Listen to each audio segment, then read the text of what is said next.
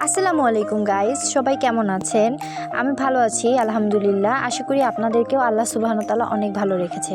আপনারা কি জানেন খরগোশের বাচ্চা অনেকগুলো হলে কিভাবে দুধ খাওয়াবেন এবং তাদের কিভাবে পরিচর্যা করবেন?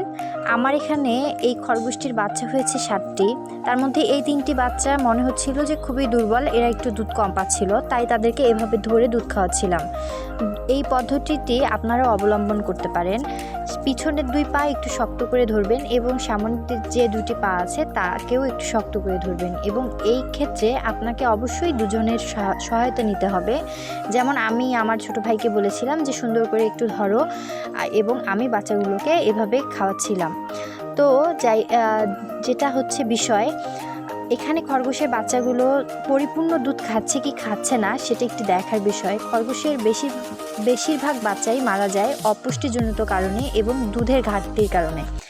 এবং আপনারা চাইলে এভাবে ধরে একটু দেখে দুধগুলো খাওয়াতে পারেন, তাহলে বাচ্চা হয়তো বা কোনো সমস্যা হবে না এবং বাচ্চা টিকে যাবে।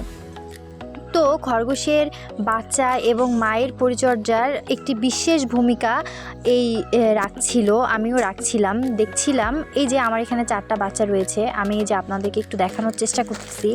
এই বাচ্চাগুলোকে আমি তুলোর মধ্যে রেখেছিলাম এবং এগুলো আলহামদুলিল্লাহ এই 4টি বাচ্চা খুবই সুন্দর মাশাআল্লাহ, কিন্তু ওই 3টি বাচ্চা একটু দুর্বল।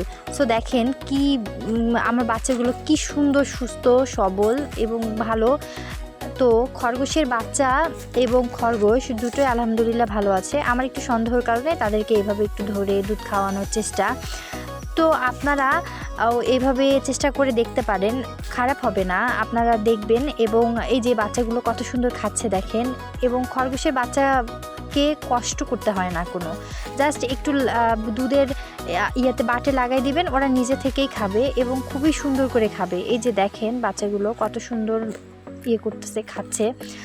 তো আপনারা আমার চ্যানেলে এই সম্পর্কিত ভিডিওগুলোই পাবেন, আমার চ্যানেলটিকে সাবস্ক্রাইব করবেন।